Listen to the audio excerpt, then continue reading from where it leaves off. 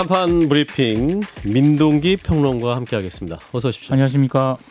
자, 오늘 윤석열 대통령이 치안감 인사 번복 문제에 대해서 크게 성토를 했군요. 중대한 국기문란이라는 표현을 썼습니다. 예. 오늘 용산 대통령실 청사로 출근을 하면서 기자들이 치안감 인사가 2차례 발표가 됐다 이렇게 질문을 던졌거든요. 예. 기사 보고 알아봤더니 참 어이없는 일이 벌어졌다 이렇게 얘기를 했고요. 기사를 보고 알아봤습니까? 그렇습니다. 그것도 좀 놀라운 거 아닙니까? 네. 보고를 들어야지 기사를 보고 알았다. 그러면서 뒤에 하는 얘기가 예. 아직 대통령 제가도 나지 않고 행안부에서 검토해서 대통령에게 의견도 내지 않은 상태에서 인사가 밖으로 유출이 됐다. 이것을 또 언론에 마치 인사가 번복된 것처럼 나간다는 것 자체는 아주 중대한 국기문란 아니면 어이없는 공무원으로서 할 수 없는 과오라 볼 수 있다. 이렇게 얘기를 했고요. 예. 마치 언론에선 치안감 인사가 번복됐다고 하는데 번복된 적도 없고 자신은 행안부에서 나름대로 검토에 올라온 대로 재가를 했다. 이렇게 설명을 했습니다. 예. 자, 이 관련해서 민주당 소속 의원들의 반응도 나왔습니다. 전혀 사안을 다르게 보고 있습니다. 민주당 전 행안위 소속 의원들이 이번 그 경찰청 치안감 인사 번복 사태와 관련해서 누군가 바꾸고 싶어하는 사람이 있었을 것이다. 개입돼서 바뀐 거라고 판단한다. 이런 입장을 내놓았습니다. 예. 오늘 서영교, 박지호, 이해식 의원 등 민주당 의원들이 서울 서대문 그 경찰청을 찾아서요. 김창룡 경찰청 등 지휘부와 면담을 가졌는데 서영교 의원이 면담을 마치고 기자들에게 검사 출신 대통령이 정부를 장악하고 경찰을 통제하려고 하는 부분에 대해 강력히 문제 제기하는 것이다. 이렇게 얘기를 했고요. 민주당은 자체 대책위 TF를 꾸려서 이 부분에 대해서 낱낱이 지적하고 바로 잡으려 한다. 이렇게 얘기를 했습니다. 예. 이해식 의원도 윤 대통령의 국기문란 그 발언에 대해서 자신들이 확인한 바에 따르면 인사번복 때 뭔가 개입이 있었다. 자신들이 봤을 때는 실세 개입이다. 이게 비선 실세이냐를 밝히는 게 중요하다고 본다. 이런 얘기를 했습니다. 예, 일단은 대통령이 출퇴근하면서 계속 인터뷰를 하니까 뉴스가 많이 나왔어요. 자, 일단은 대통령의 국기문란 발언 어떻게 들으셨는지 진 작가님부터. 저는 적절했다고 봅니다. 일단은 이제 이게 두 가지 가능성이 있거든요. 예를 들어가지고 경찰에서 자기들이 낸 추천안 있지 않습니까? 예, 원하는 안대로 그냥 내버렸다. 쳐가지고 먼저 내버렸다. 사고를 친 경우. 근데 저는 이 가능성이 그렇게 크지 않다고 보거든요. 경찰이 수술했다. 이거 누가 정말 겁을 상실하지 않는 이상 할 수 없는 대형 경찰적이 사고고요. 또 그런 조직은 아니잖아요. 그렇죠. 성격상. 예. 그렇기 때문에 분명히 어떤 행정상의 어떤 착오가 있었던 것 같아요. 원안하고 그 두 번째 검토되지 않은 안이 실수로 들어간 것 같습니다. 그럼에도 불구하고 이제 두 번째가 그거거든요. 뭐냐면은 공무원의 중대한 과오. 이거 사실 굉장히 중대한 과오거든요. 그래서 이것은 나중에 실수죠. 이것은 찾아가지고 그 문책을 아마 해야 될 겁니다. 자, 김 소장님은? 예, 진중권 작가님의 추측대로도 저도 그렇게 생각하는데요. 예. 그 경찰이 자 인사는 이대로 하겠습니다. 자 대통령은 이대로 받아주십시오라고 했으면 국기문란인데. 예. 경찰은 대통령의 부하가 아닙니다. 경찰 대통령을 보합니다. 그러니까. 그랬으면 국기문란이겠는데 이건 아무리 어떻게 봐도 실수였을 가능성이 제일 높죠. 실수를 가지고 국기문란이라고 하시는 것은 제가 보기엔 대통령이 좀 과하게 반응하시는 과하게 거죠. 아니. 국기문란 혹은 공무원의 중대한 과오다. 이 두 가지 가능성을 얘기한 거죠. 예, 네. 계속해 주세요, 김 소장님. 예, 전 국기문란이라는 말을 꺼낼 필요가 없었다는 지적을 하는 겁니다. 아무도 국기문란으로 볼 수 있는 상황이 아닌데 오히려 민주당의 지적이 무슨 근거를 갖고 하는지는 모르겠지만 중간에 인사가 개입이 돼서 번복이 됐다면 이건 국기문란이 맞죠. 이 부분이라고 한다고 그렇지만 경찰이 국기문란을 저질렀을 가능성은 없는데 예, 검찰에게 이렇게 꼭 빡빡하게 하시는 이유를 잘 모르겠습니다. 민주당은 이 음모론 병에서 좀 벗어나야 돼요. 그러니까 개입설, 비선 실세라고 했는데 너무 또 이게 비선 실세에 너무 또 쉽게 말씀을 꺼내는 게 아닌가. 이분들이 이게 멘탈리티의 문제거든요. 사안을 맨날 이렇게 가가지고 정치 문제하고 그러다 보면 지지자들은 거기 따라가게 되고 그럼 거짓말을 하게 되고 나중에 딱 보면 뻥이고 이렇게 되면 정치적 신뢰가 떨어지고 이런 사고방식에 지금 사로잡혀 있는 것 같아요. 꼭 그렇지는 않은 것이 오늘 아침에 한국일보, 한겨레신문 등 여러 신문에서 강원도 인사들이 중용됐던 점 등을 고려해서 여권 내에서 경찰청과 좀 인사를 이동시키는데 힘을 쓴 것이 아니냐라는 의혹과 취재 보도가 이어졌기 때문에 민주당의 소설이라고 폄하하실 내용은 아니고요. 다들 언론도 지금 그렇게 보고 문제 제기를 하고 있는 부분입니다. 상식적으로 상식적으로 그 2시간 안에 그걸 갖다 번복을 시킨다는 게 가능한 일입니까? 아니 인사 자체에 대해서 얘기를 하는 거죠. 그러니까 인사 자체에 대해서는 뭐 그건 별개의 문제잖아요. 이게 번복된 것에 대해서 얘기를 하는 거고. 그러니까 비선 실세까지는 아니어도 어떤 실세의 개입은 있었을 수도 있다는 추론이 가능하다. 아니 그런 추론을 한겨레 신문 등 일간지가 하고 있어요. 근데 이게 그 얘기를 번복이라는 게 하는 겁니다. 2시간 만에 번복됐는데 생각을 해봐요. 어느 비선 실세가 멍청하게 2시간 만에 그걸 갖다 이미 반복된 걸 갖다 한국일보는 번복합니까? 사설까지 동원해서 2시간 안에 번복한 데 뭔가 경찰을 장악하려는 의도가 있는 것 아니냐 문제 제기를 하고 있기 때문에 이게 민주당의 무슨 음모론으로 몰아가실 문제는 아니고 언론이 웬만큼 취재가 됐기 때문에 이야기하는 부분은 좀 그런 대로 받아주셨으면 그러니까 좋겠습니다. 언론에서 그럼 그런 주장을 하려면 근거를 가지고 얘기를 해야 되거든요. 근거가 없잖아요. 지금 예, 하나도. 한국일보의 사설이 근거 없이 얘기하는 거라고 말씀하신 거 제가 보면 좀 지나친 것 같습니다. 아니, 그러니까 그 사설의 근거가 뭐였냐라는 거예요. 상식적으로 2시간 안에 이게 번복이 된다라는 게 설사 예. 그런 일을 한다 하더라도 납득이 가능한 거냐라는 거죠. 언론이- 작가님이 예. 납득할 문제는 아니지 않습니까? 신문을 보시면 되지. 아니, 그러니까 내가 납득하는 게 아니라 일반적으로 2시간 안에 이런 일들이 번복이 되는 사태로 이런 식의 형태로 개입하는 게 말이 되냐라는 거예요. 예, 뭐두 분의 논쟁은 여기서 마무리하겠습니다. 자, 윤석열 대통령이 또 이제 출근길에 원전 관련해서도 이제 멘트를 했는데 그 문재인 정부 시절에 원전 정책에 대해서 굉장히 부정적으로 말을 했습니다. 5년 동안 바보 같은 짓을 안 하고 원전 생태계를 탄탄히 구축했으면 아마 경쟁자가 없을 것이다. 그러니까 사실상 문재인 정부의 탈원전 정책을 좀 강하게 비판을 했는데요. 예, 그러면서 신한울 원전 3, 4호기 건설 재개에 대해서 최대한 시간을 단축해서 효율적으로 추진해 나가겠다 이런 얘기를 했습니다. 그리고 우리 원전은 세계 최고 수준의 기술력과 안정성을 인정받고 있다 이런 점도 강조를 했고요. 더 키워나가야 할 원전 산업이 지금 수년간 어려움에 직면해 있어서 매우 안타깝다. 지금이라도 바로 잡아야 할 것이다 이렇게 강조를 하면서 예, 자신이 원전 세일즈를 위해 백방으로 뛰겠다 이런 점을 강조를 하기도 했습니다. 예. 그리고 비공개 간담회에서는요. 원전 산업은 고사 직전 상태와 같다. 철철 넘칠 정도로 지원해줘야 살까 말까한 상황이라면서 본인이 대대적인 지원을 하겠다 이렇게 약속을 하기도 했습니다. 예. 원전 세일즈를 위해 백방으로 뛰겠다 이렇게 다짐을 했다고 하는데 저 요 문장을 보면서 그 이명박 전 대통령이 그 자원외교 세일즈를 많이 했지 않습니까? 그래서 약간 그게 좀 연상이 되는데 원전 세일즈도 하셨죠 그때. 아 원전 세일즈 했군요. 그렇죠. 예. 자, 진 작가님 이 말은 어떻게 들으셨어요? 그러니까 이런 문제거든요. 사실 우리가 원전과 더불어 가지고 적어도 향후 50년간은 같이 갈 수밖에 없는 거란 말이죠. 예. 그런데 뭐 자꾸 이걸 갖다 산업적인 측면만 좀 보고 있지 않습니까? 예. 그런데 제가 볼 때 이게 좀 낡은 사고 방식인 것 같아요. 원전에서 가장 중요한 건 사실 비용 문제거든요.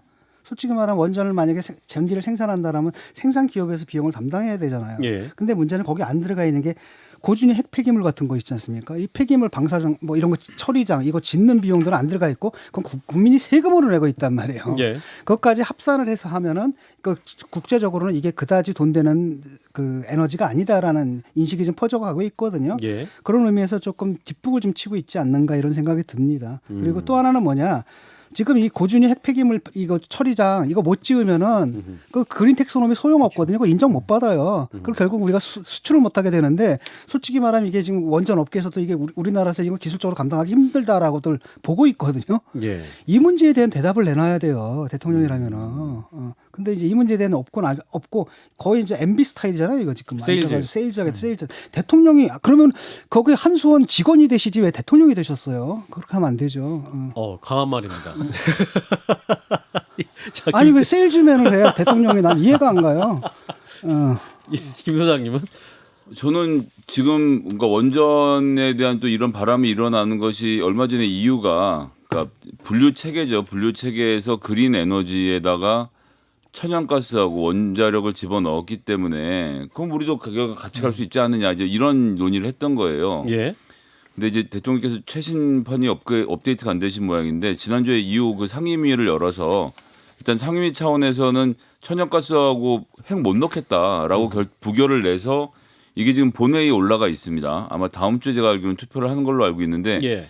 여기서 이게 빠지는 경우에는요 굉장히 곤란해져요. 그러니까 자 우리 원전 하겠습니다. 근데 이유는 이제 우린 그린 텍소노미에서 원자력은 빼려고 이렇게 되는 상황에 대한 가변적인 대응이 가능하겠는가라는 점에서 지금 안정성 테스트도 끝나지 않았고 환경 영향 평가도 끝나지 않은 신고리 3, 4호기 짓는 거 돈 붙을 땐 집어넣겠다 이런 말씀도 전 조금 무리가 있어 보입니다. 두산 기업 입장에서야 뭐 너무 좋겠지만 지금 기업 입장 하나 바라볼 때는 아니고 우리 국가의 먹을거리를 외국과 연결을 어떻게 시킬 것인가 이유 문제도 조금 들여다보시면 좋지 않을까 싶습니다. 이게 사실 그 원자력 문제가 이제 원래는 이게 퇴출되다가 갑자기 다시 부상된 건 왜 그러냐면은 지구 온난화가 너무 급속하기 때문에 예. 지금 그 탄소 짧은 문제. 시간 안에 우리가 재생에너지 기술을 그렇게 빨리 발전시킬 수가 없거든요. 그래서 이 얘기가 좀 들어온 건데 그 문제는 뭐냐면 그 비용적인 측면을 좀 얘기하지 않습니까?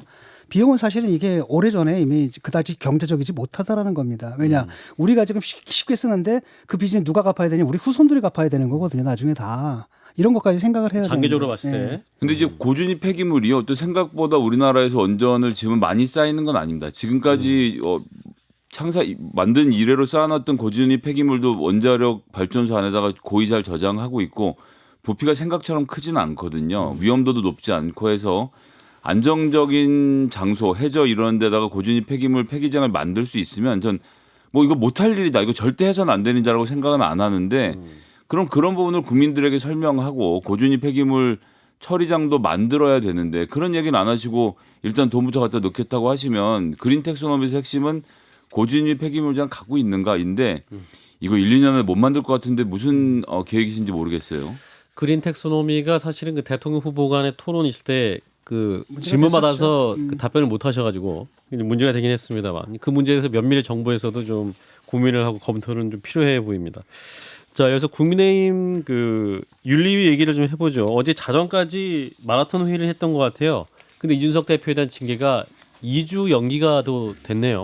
다음 달 7일 정확하게 7월 7일 이준석 대표 소명을 직접 듣고 결정을 내리겠다. 이제 윤리위의 판단은 이겁니다. 예. 이 소식이 전해진 다음에 이준석 대표가 2주 뒤에 무엇이 달라지는지가 궁금하다.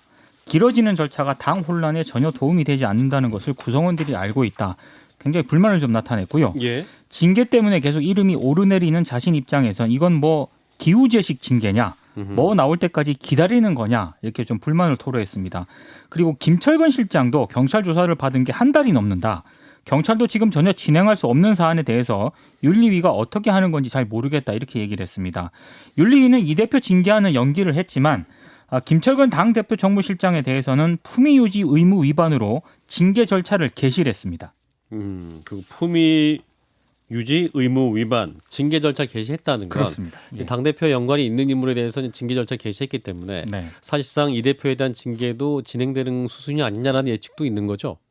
뭐 그런 해석도 있긴 한데요. 예. 어찌됐든 다음 달 7일까지 일단 그 결정을 연기를 했기 때문에 예. 네. 자, 이 가운데 이준석 대표 측이라 분리될 수 있는 의원들의 국민의힘 의원들의 또 내부 반발도 이어지고 있습니다. 하태경 의원이 대표적입니다. 김현정의 뉴스쇼와의 인터뷰에서요. 윤리위 결정에 대해서 뚜렷한 결론도 없이 계속 시간 끌기 하면서 망신 주기 하면서 지지층 충돌 유도하고 그래서 결국 당을 자해하고 있다. 이렇게 좀 불만을 토로했고요. 예. 그리고 김용태 국민의힘 최고위원도 지금 이준석 국민의힘 대표에 대한 징계 절차를 밟고 있는 당 윤리위원회를 겨냥해서 정치적 책임을 져야 한다. 이렇게 좀 얘기를 했습니다. 예.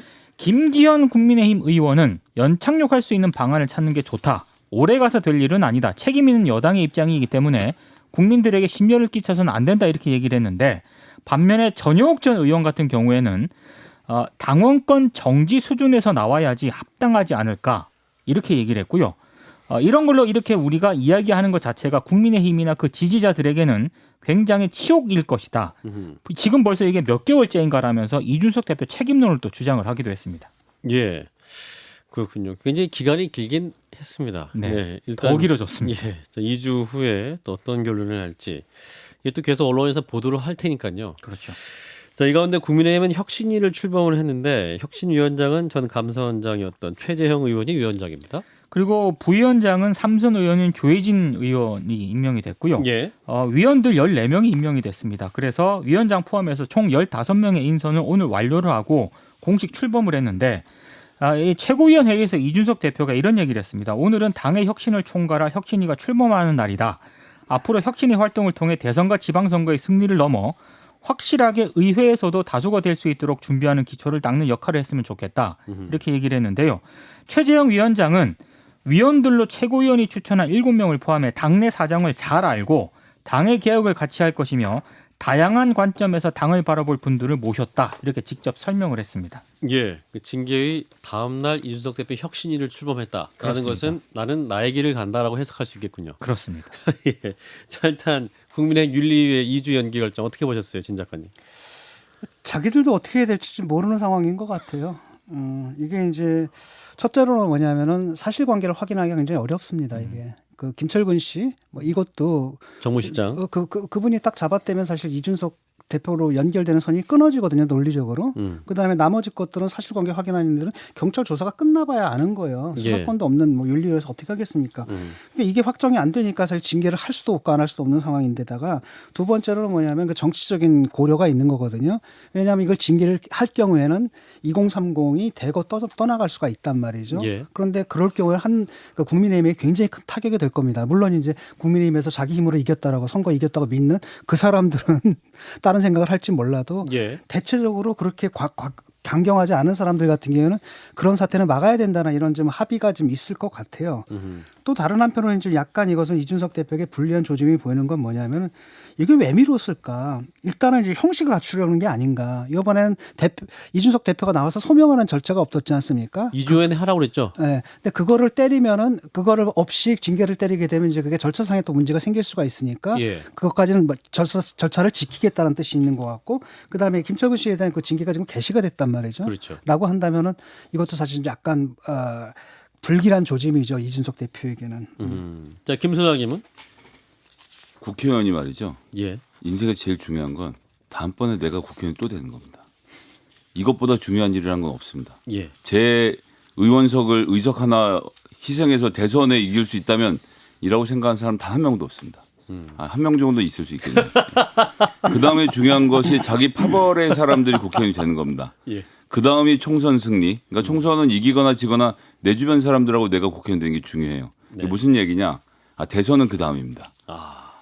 여기서 볼 수 있는 것은 이준석 대표가 혁신위를 강하게 추진하고 있는 지금 상황.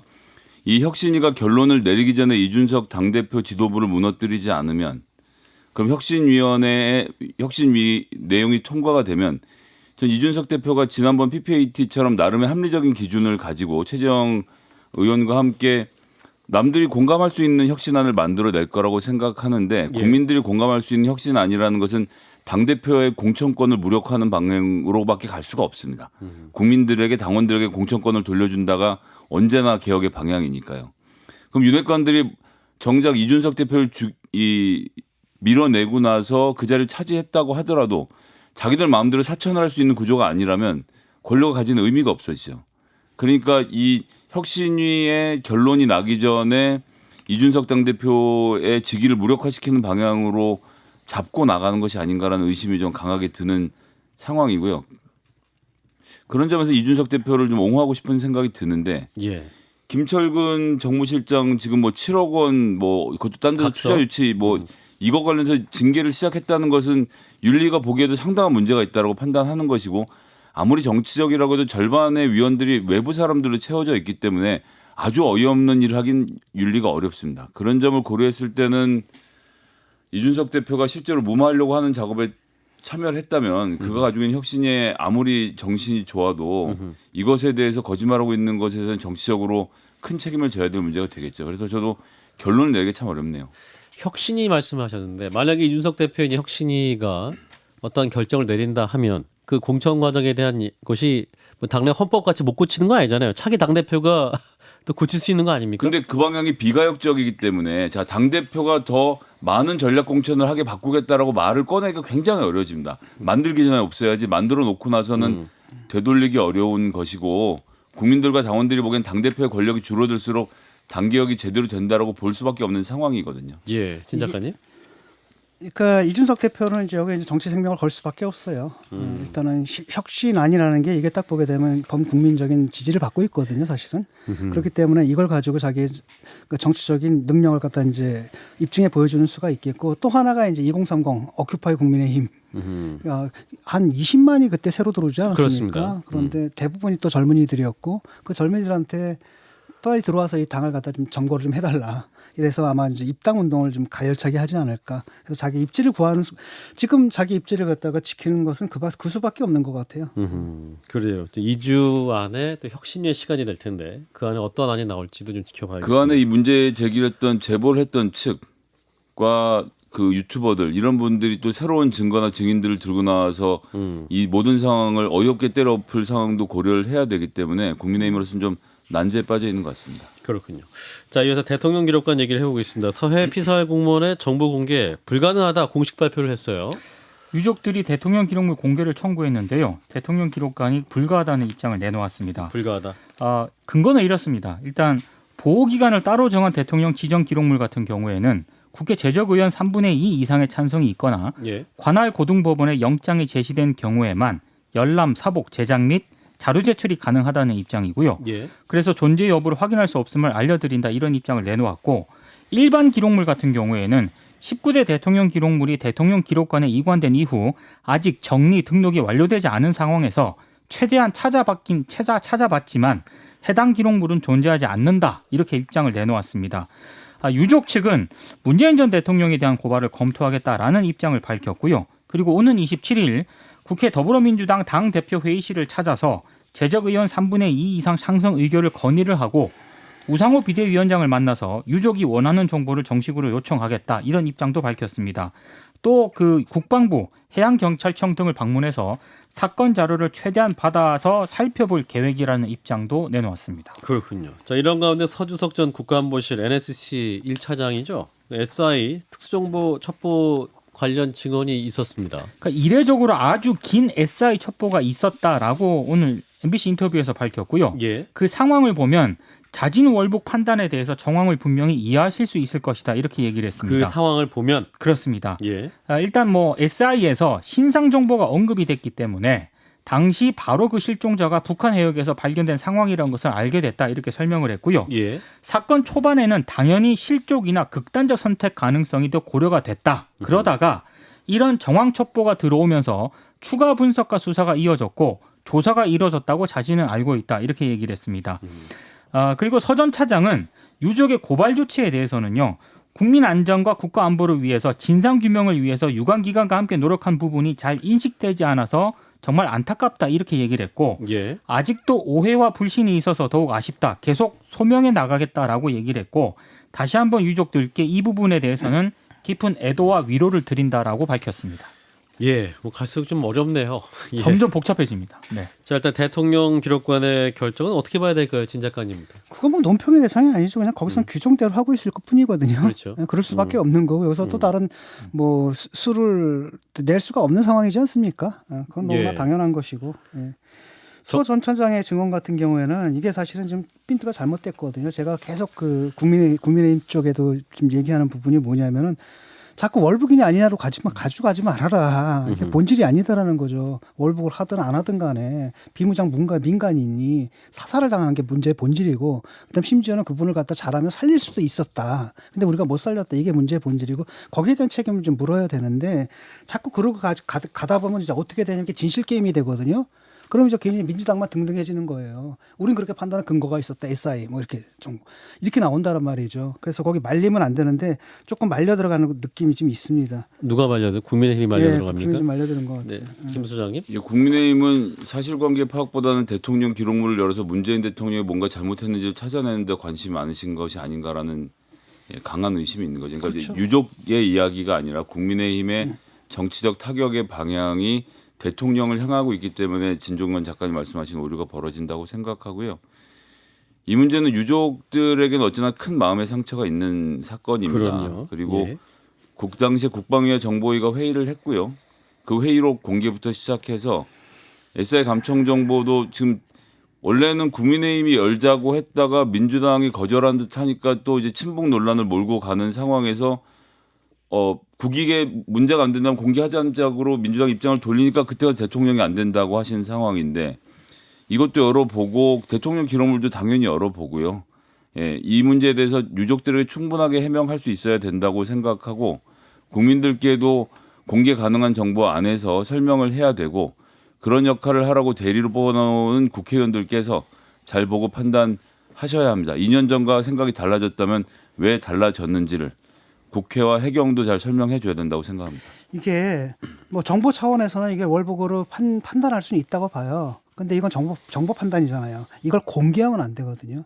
그다음에 이걸 또 뒷받침하기 위해서 정황들을 꽤 맞췄단 말이에요, 일부러. 그래서 유가족들에 대한 엄청난 명예훼손이 됐고 지금 문제는 뭐냐, 이런 일이 또 발생할 수가 있으니까 왜 뭐가 잘못됐는지를 봐야 돼요. 빈틈이 예. 뭐가 있는지. 그다음에 그것을 매뉴얼로 만들어야 되는 거거든요. 예. 근로 논의를 가져가야 되는 게 맞습니다. 예.